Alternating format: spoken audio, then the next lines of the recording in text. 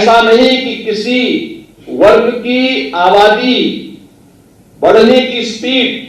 उनका प्रतिशत ज्यादा हो और रिलीजियस डेमोक्रेसी पर इसका विपरीत असर पड़ता है, फिर वहां पर एक समय के बाद अव्यवस्था और अराजकता जन्म लेने लगती है। भारत 135 से 140 करोड़ की आबादी का देश बन रहा है। दुनिया के अंदर सबसे बड़ा जनसंख्या की दृष्टि से दूसरे नंबर पर है और जनसंख्या की जो स्पीड है यह आने वाले कुछ ही दशकों में दुनिया की सबसे बड़ी आबादी का देश हो जाएगा। उत्तर प्रदेश देश के अंदर आबादी की दृष्टि से सबसे बड़ा प्रदेश है। 24 करोड़ से अधिक की आबादी वर्तमान में है और अगले कुछ ही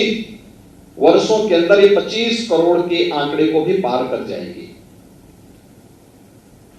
जनसंख्या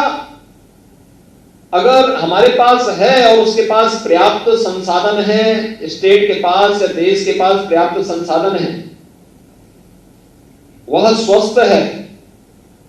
वहां पर उनके लिए हर प्रकार के संसाधन उपलब्ध हैं, तो समाज के लिए एक उपलब्धि मानी जा सकती है। लेकिन जब यही अभाव से, अस्वस्थता के कारण या किन्हीं अन्य कारणों से वह किसी विपरीत परिस्थिति का सामना कर रहा है, वह अपने आप में एक चुनौती है और उस चुनौती को ध्यान में रखने के लिए ही यह विश्व जनसंख्या दिवस पूरी दुनिया की मानवता को बचाने के लिए यह संयुक्त राष्ट्र संघ ने दुनिया के अंदर जो अनेक दिवस दिए हैं उनमें से विश्व जनसंख्या दिवस 11 जुलाई यह जनसंख्या नियंत्रण के बारे में, इसके स्त्रीकरण के बारे में व्यापक जागरूकता के अभियान के साथ जुड़ने का कार्यक्रम है। जागरूकता का एक कार्यक्रम अत्यंत मायने रखता है और मैं बार बार इस बात को कहता हूं कि हमें इस लक्ष्य को प्राप्त करना है, इस दिशा में हमें केवल स्वास्थ्य विभाग इसके साथ नहीं जोड़ना चाहिए, बल्कि इससे संबंधित सभी विभागों को इसके साथ जोड़ा जाना चाहिए। हर तबके के लोगों को जोड़ा जाना चाहिए। आगे ग्रामीण विकास और पंचायती राज, नगर विकास इससे दूर क्यों? शिक्षा विभाग इससे दूर क्यों है? अन्य उन विभागों को जिनकी बड़ी भूमिका हो सकती है, क्योंकि जब हम परिवार नियोजन की बात और जनसंख्या स्त्रीकरण की बात करते हैं तो हमें इस बात को ध्यान में रखना होगा कि जनसंख्या नियंत्रण का कार्यक्रम सफलतापूर्वक आगे बढ़े, लेकिन जनसांख्यिकी असंतुलन की स्थिति भी न पैदा होने पाए। ऐसा नहीं कि किसी वर्ग की आबादी